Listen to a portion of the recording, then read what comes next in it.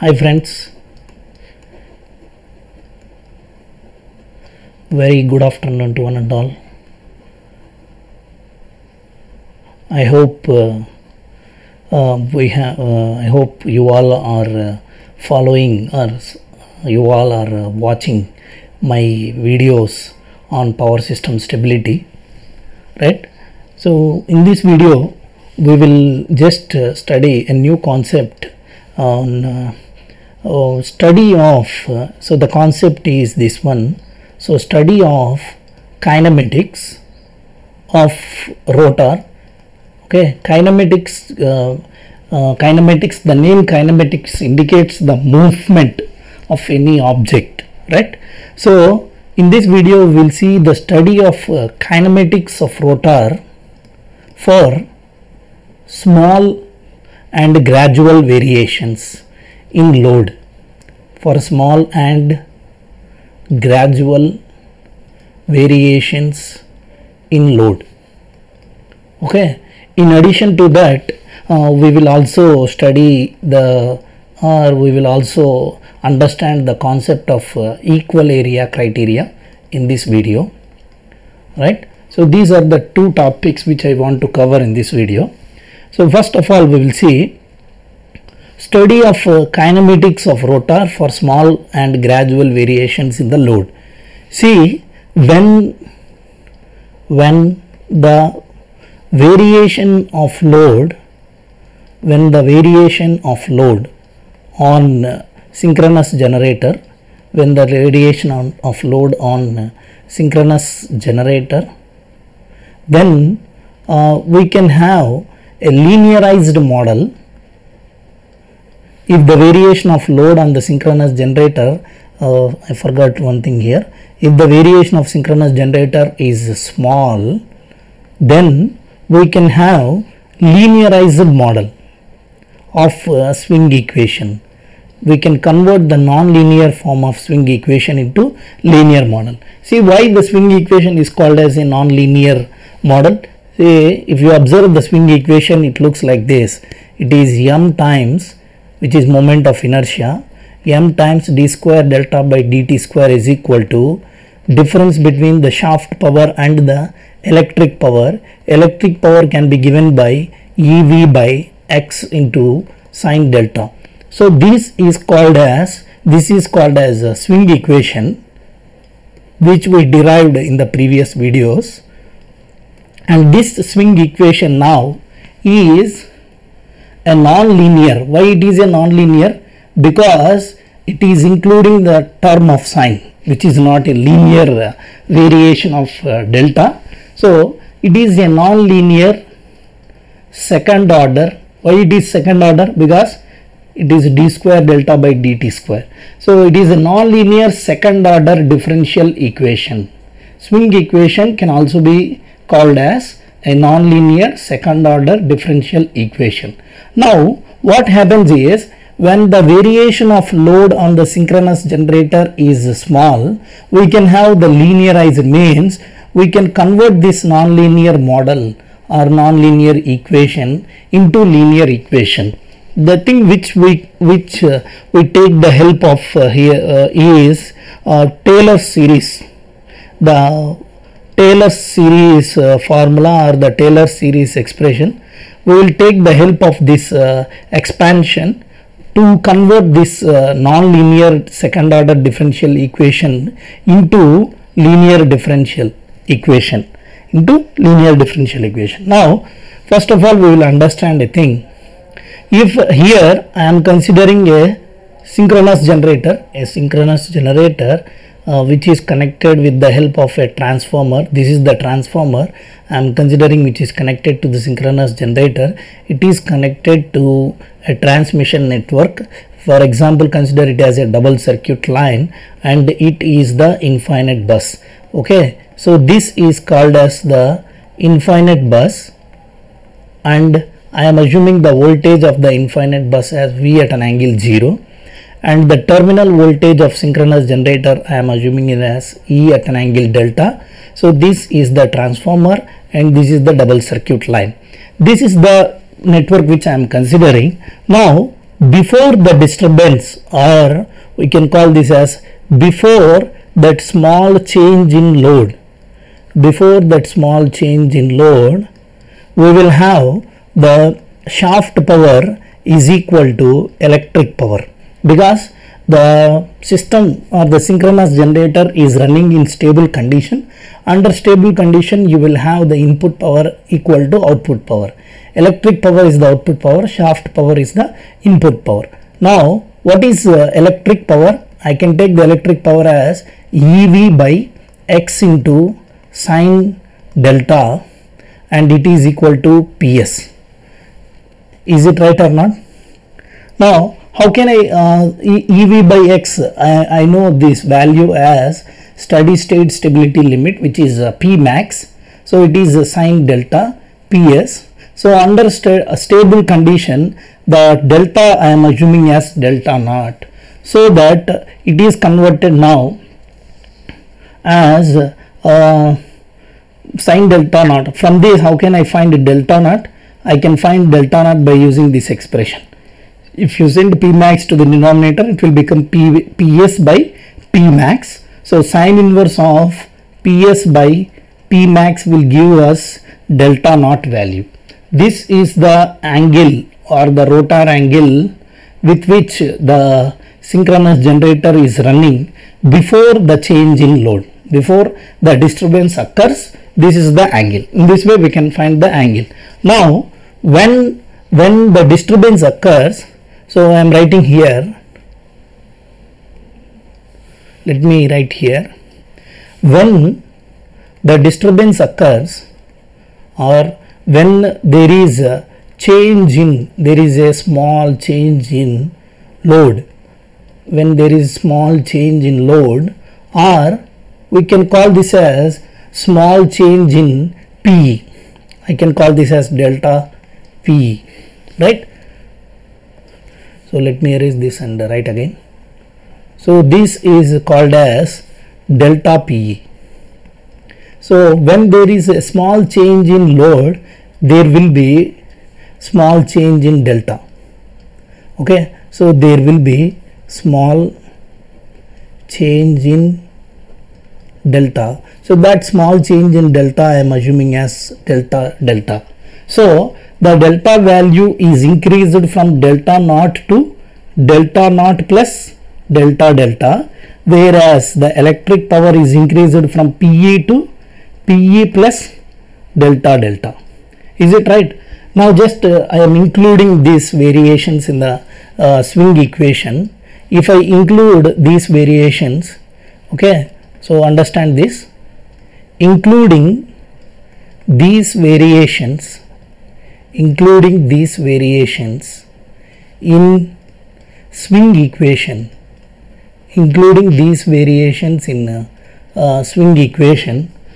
how can I write this one? M, actually it is m d square delta by dt square is equal to PS. Is it right? PS minus PE. Now, or it can be taken as PA, accelerated power. Now what happens? In place of delta I can take d square by dt square. I can take here delta naught plus delta for change in delta. Now what is PS? PS is equal to PE, because here the speed governor operation is neglected. Speed governor is assumed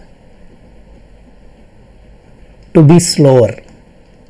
If I assume the speed governor assumed to be slower, so that there will be no change.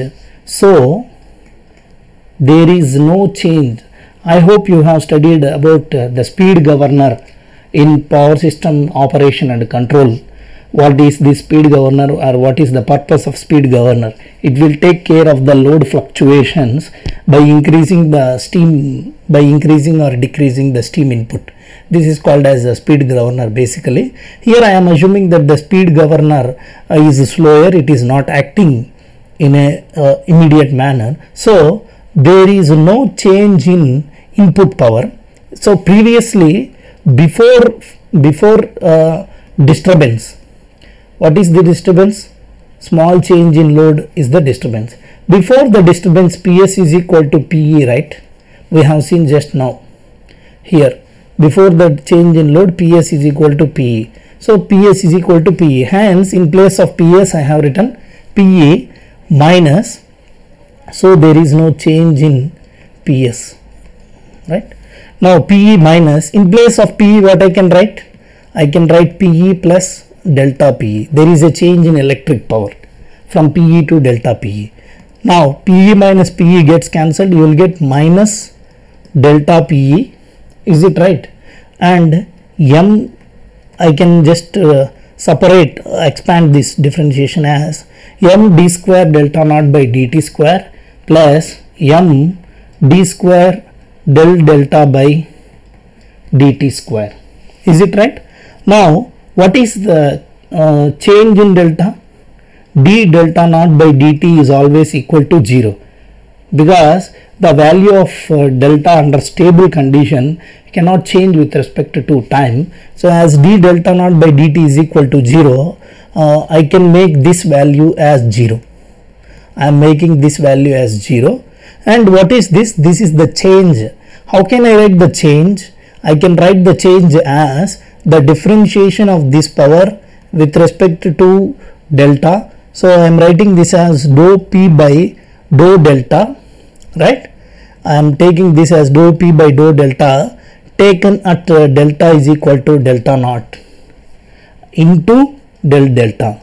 So I can write in place of delta PE as this one. The reason why is here I am using a Taylor series expansion. In Taylor series expansion, I can write this as f dash, this is f dash into delta x. So like that I can write. Hence now the equation is converted as m square d square del delta by dt square is equal to minus dou PE by dou delta at delta is equal to delta naught. This is the initial differentiation, right? Now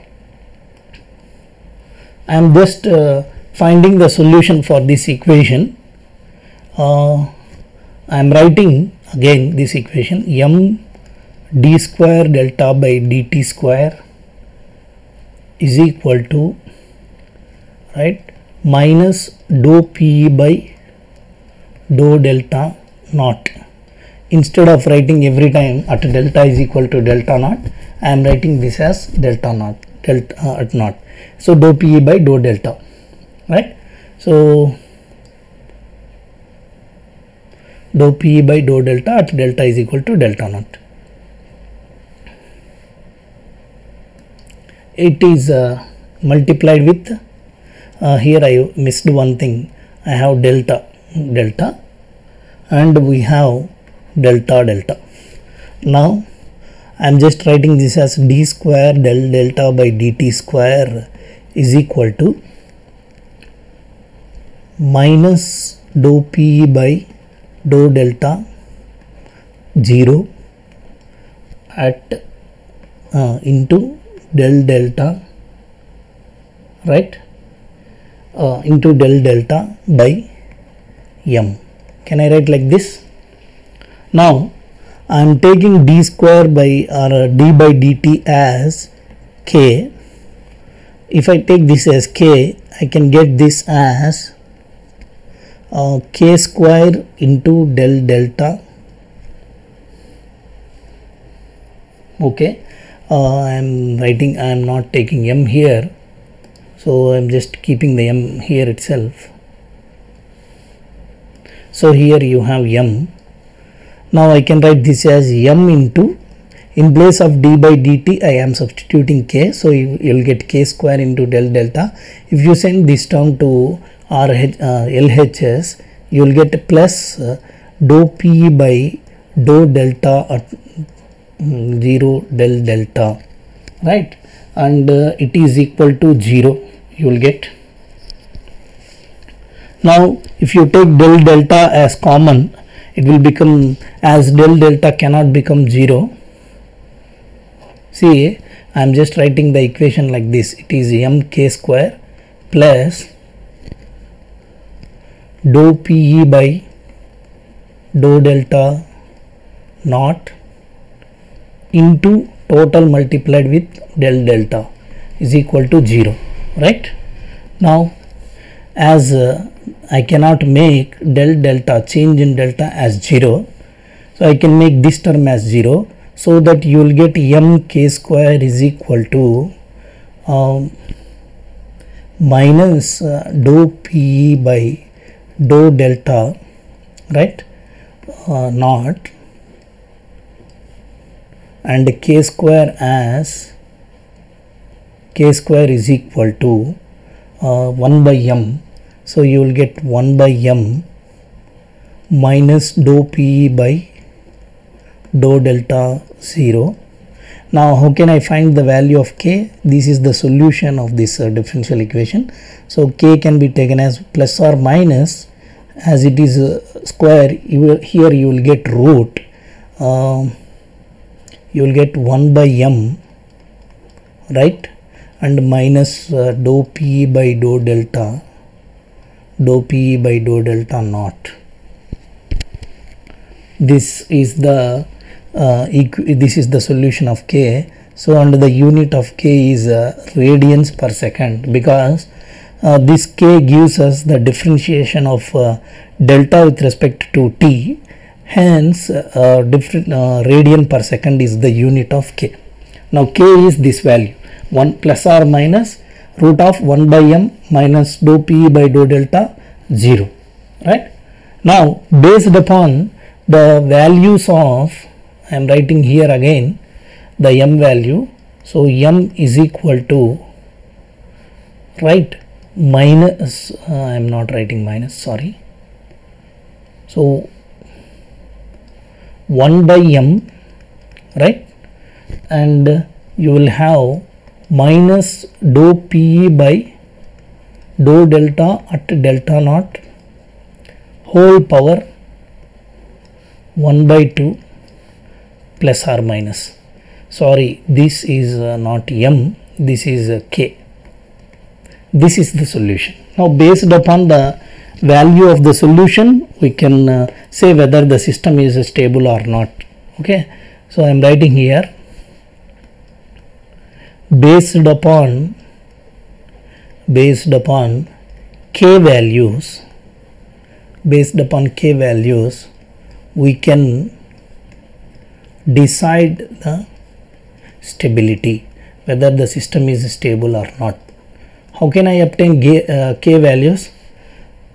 But k value depend on dou pe by dou delta. Is it right or not? So if k value depend on dou pe by dou delta, now understand first what is k value depend on dou pe by dou delta.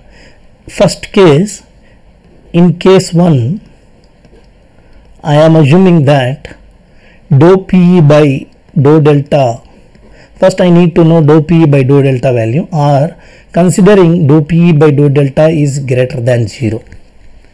When dou pe by dou delta is greater than 0, k values are like plus or minus j times some constant. Why?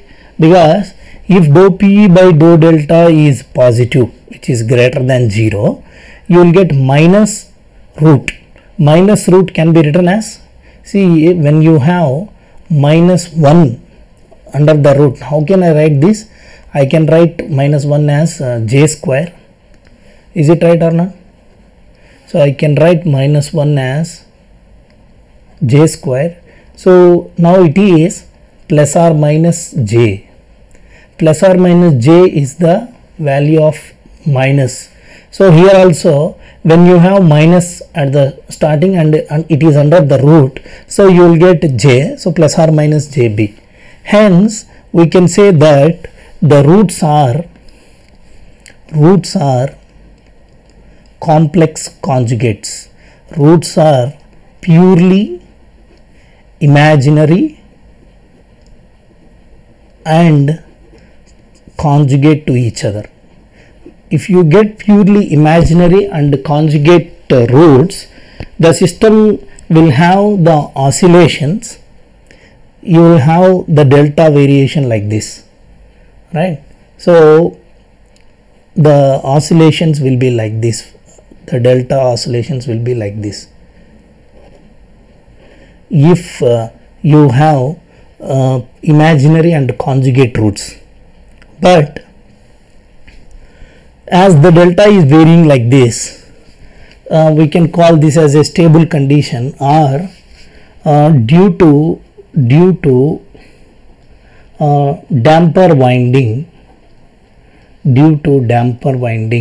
in the synchronous generator, these oscillations, not sustained oscillations, their magnitude reduces over time like this, right? So when you have the roots of k as roots or as purely imaginary and conjugate, you will have the oscillations like this. When you have the oscillations like this, see, this is the k value. So k value is plus jb and another minus jb. Like this it will oscillate. So the delta will also oscillate. Because of the damper winding, there will be some damping, so that it reaches a steady state value, which is a finite value. Hence we can call the case 1 as a stable case. Case 1 as a stable case. Now what is actually dou Pe by dou delta? See, I am writing here, I will take a next page. So we know that Pe can be given by P max sin delta. Is it right? Now what is dou Pe by dou delta? I can write this as P max cos delta. Now if dou Pe by dou delta is greater than 0, it indicates P max cos delta is greater than 0. Is it right or not? P max cos delta greater than 0.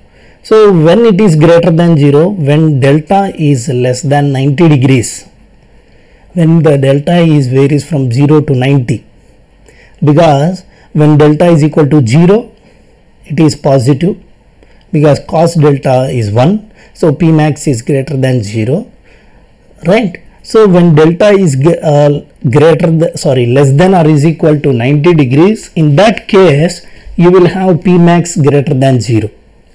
Now if you observe at the starting of our stability video, we have seen the power angle curve in steady state stability, and we have decided there, when the delta lies in this region between 0 to 90, we can call this as a stable region, and when delta lies in this region, we can call this as a unstable region. Is it right or not? So that we can understand from this also. Okay, what we got, when previously when dou Pe by dou delta is greater than 0, the roots are purely imaginary and conjugate, so you will have the oscillations of delta a finite thing. Because of damper winding, you will have the oscillations, means the magnitude or the amplitude of the oscillations gets reduced over a time. So this type of situation is called the stable situation, right? Now for that stable situation, you need to have this condition.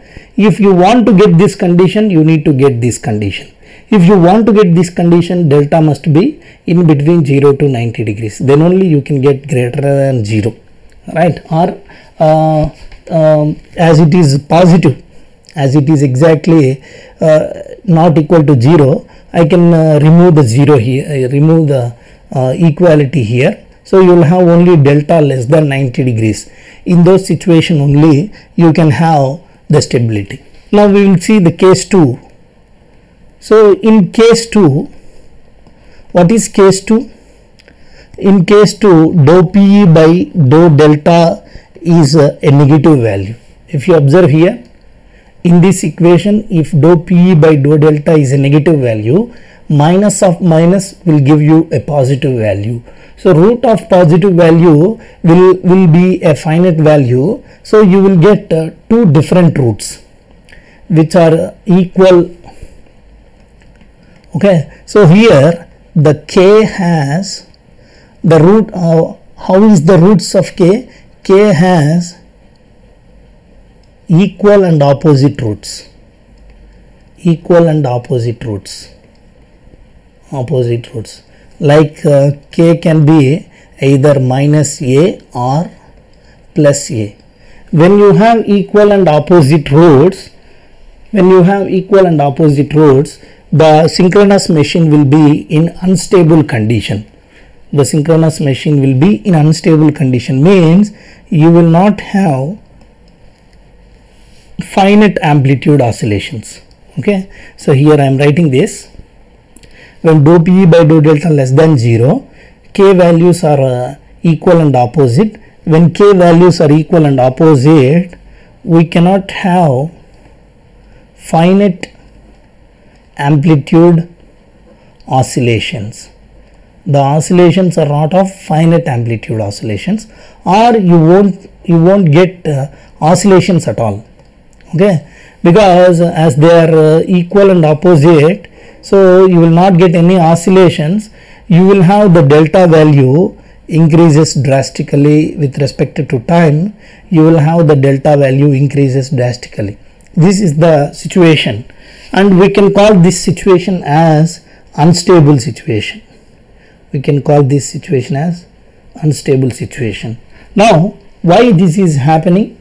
Because dou PE by dou delta is less than 0. Due to the situation dou PE by dou delta less than 0, we got this. So for this, P max cos delta must be less than 0. When cos will give us negative values, when the angle in between 90 to 180, means when delta is greater than 90 degrees, then we can have this situation possible.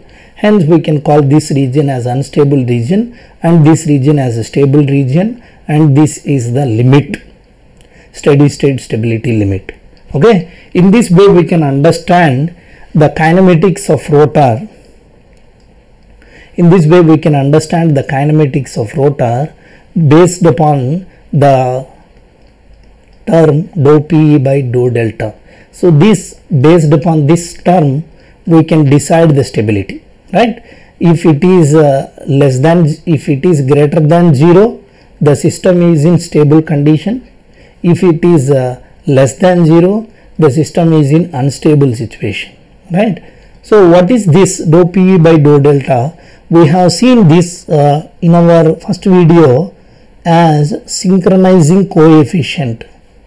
Synchronizing coefficient, because this is responsible for making the system to run in synchronism. Hence we can call this as a synchronizing coefficient, or we can call also this as stiffness factor.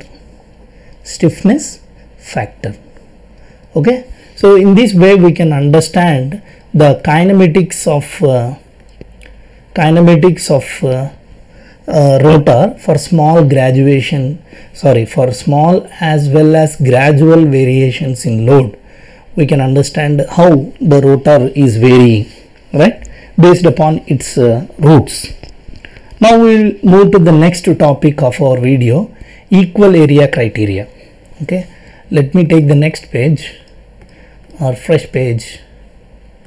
So the topic is equal area criteria. Okay, so this is one which is used to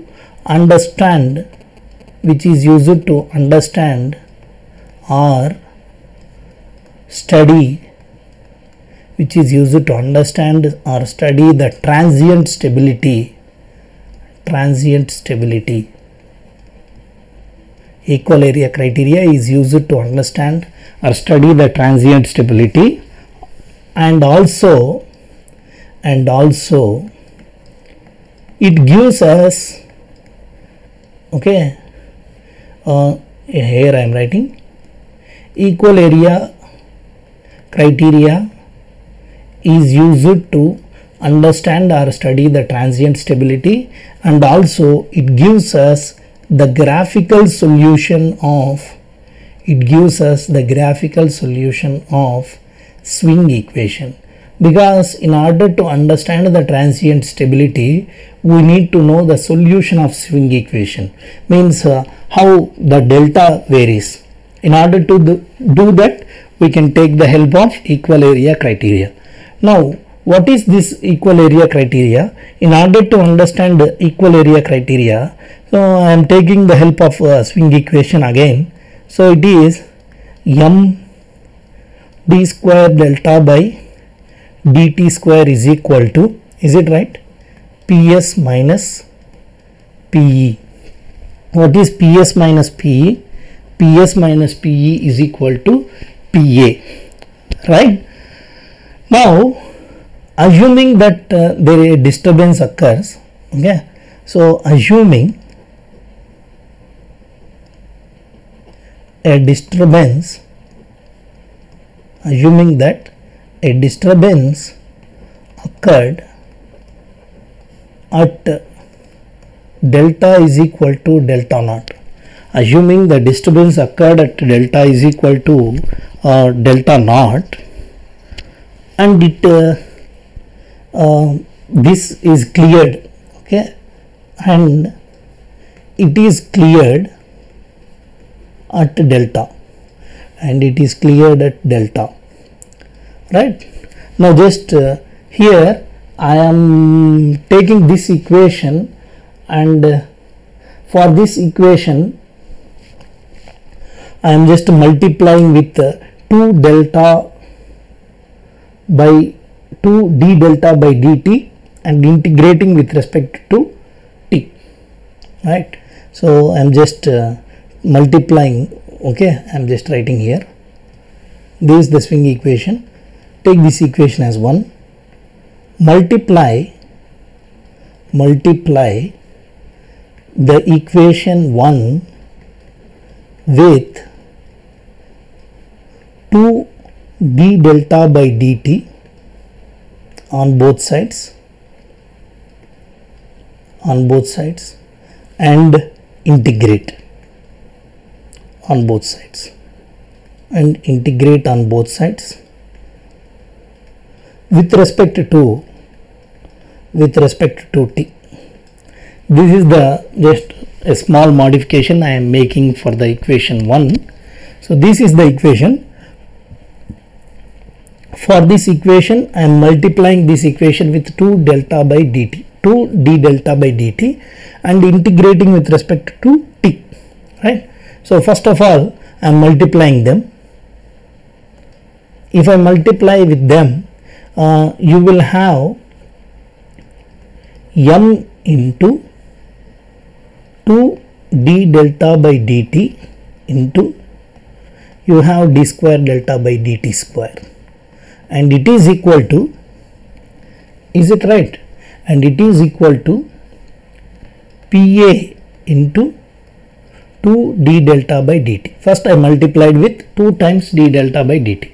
Now how can I write this entire expression? See, it is like a chain differentiation, the chain differentiation of d delta by dt whole square, right? If you differentiate this term with respect to t, okay, so d by dt of this value, how can I find d by dt of this value? First I need to consider this as a single term. So you will get 2 times d delta by dt, and inside you have d delta by dt, and by taking the differentiation for the term which is inside, you will get d square delta by dt square. So now what is the differentiation of d delta by dt square with respect to t? It is 2 into this term, and again differentiation of this term is this term. Now what I can write in place of this? 2 d delta by dt into d square delta by dt square. In place of this I can write d by dt of d delta by dt whole square. So I am writing here like this. Okay, let me erase this portion. So I am writing here d by dt of m into d delta by dt whole square. Okay, so I can write like this, and it is equal to, I am writing this as 2 pa d delta by dt. Now integrating with respect to t, you will get d by dt of m into d delta by dt whole square into dt, and it is equal to 2 pa times d delta by dt into dt, as I am integrating with respect to t. So you have dt, dt, dt and dt getting cancelled. So you will have integration, differentiation, is it right? And integration and differentiation getting cancelled. So you have here m by, is it right? M into d delta by dt whole square is equal to, I am writing this as 2 separately, pa into d delta. Now how can I write this one? I can write this as d delta by dt whole square is equal to 2 by m, is it right? 2 by m integration of pa d delta. This is the thing which we got from the simplifying all these things. You will get d delta by dt whole square is equal to 2 by m integration pa d delta. Now I can take d delta by dt is equal to 0 for stable condition, because when you observe stability, you can understand, you need to know the variation of delta with respect to t. Right? I am taking now 2 different variations of delta. Though there are different variations of delta, they are not unique actually, but all those variations can be broadly categorized into 2 types of variations. One is the delta is indefinitely increasing with respect to time, and another thing is that the delta like this, the delta varying like this. Now if you observe exactly at this, so this is the situation of unstable. This is not a stable condition. When delta is indefinitely increasing with respect to time, it is an unstable condition. Now this is a stable situation where the amplitude of the oscillations are getting reduced. Not definitely it cannot be a sinusoidal. Sometimes it can be sinusoidal, but most of the times it cannot be a sinusoidal. So exactly at this point you can have d delta by dt as 0, means the change in delta with respect to time at this maximum point is equal to 0. Now here also this is the stable variation and this is unstable variation. Now for stable condition,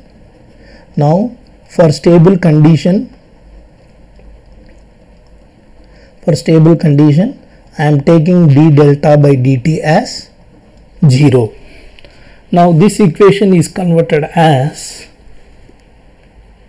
2 by m integration of pa d delta is equal to 0. Now 2 by m can be made to 0, means I cannot make 2 by m as 0, as 2 by m is not equal to 0. I cannot make this as 0, so I can make this as 0. So it indicates integration of pa d delta is equal to 0. Integration of PA d delta is equal to 0 means from delta is equal to delta naught to delta, the area under the accelerated curve, because this is the integration. Okay, integration always gives us the area under a curve. So the area under a curve means the area under power angle curve, accelerated area. I can keep like this for more simplicity. So this indicates the accelerated area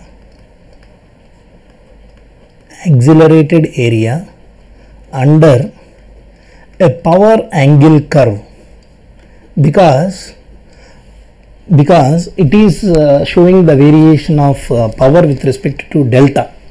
Is it right? So I need to take the help of power angle curve.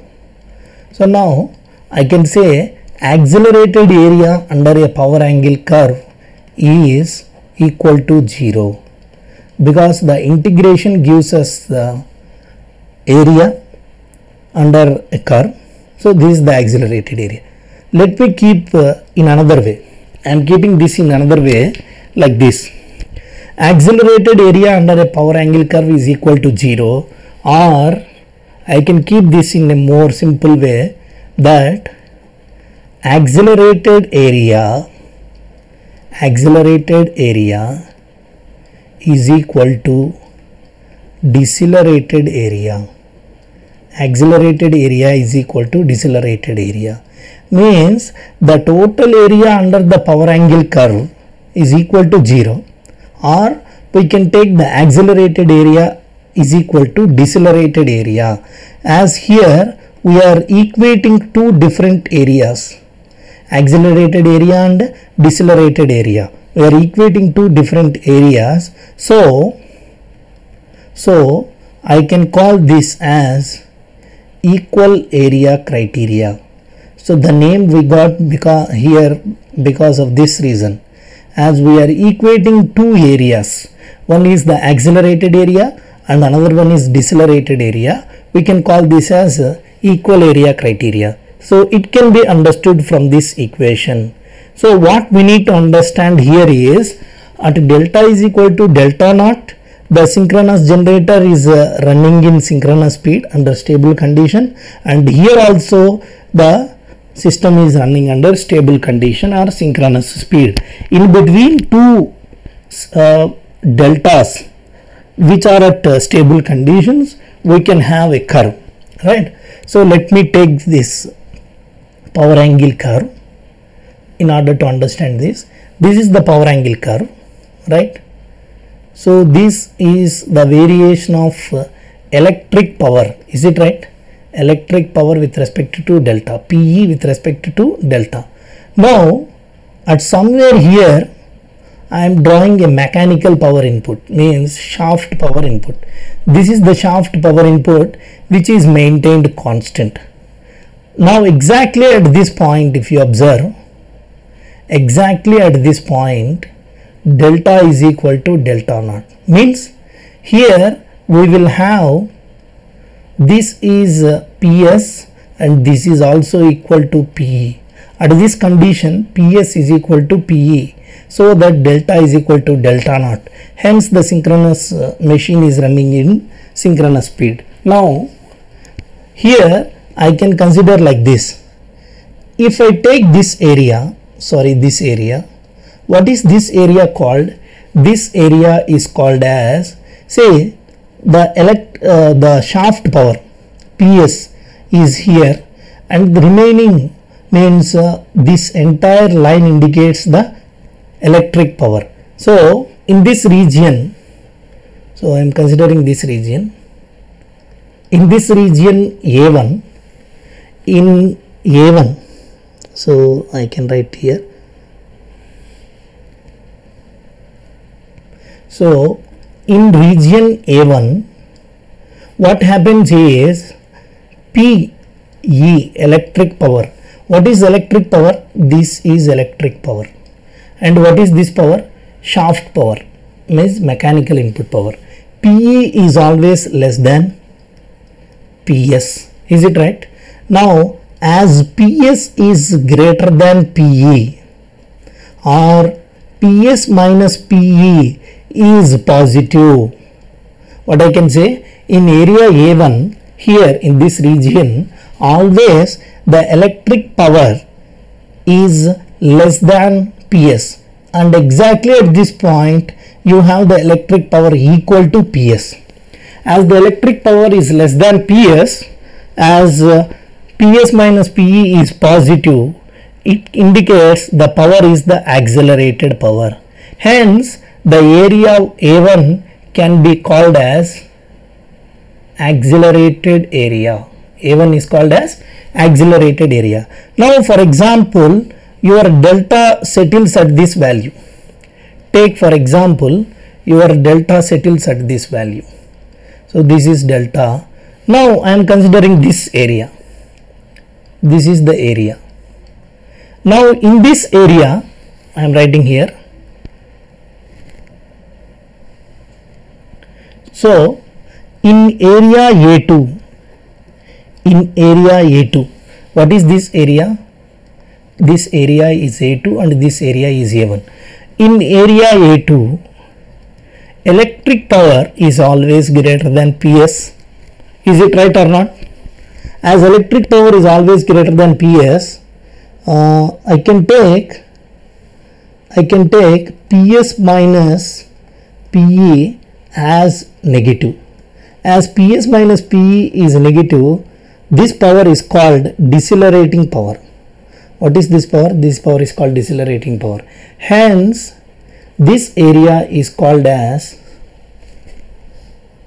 decelerated area. This area is called as decelerated area. Now, according to equal area criterion, the delta settles at a value where your A1 is equal to A2. Under this condition, you have stability ensured. This is about the equal area criteria, which is used to find the solution of swing equation. There are different applications of equal area criteria. We will see those in our next video. Okay, so please, if you have any doubts, please, if you have some valid doubts, please post them in the comment section. If you really like this video, please subscribe to my channel and utilize this lockdown period effectively in order to enhance your knowledge. Thank you very much.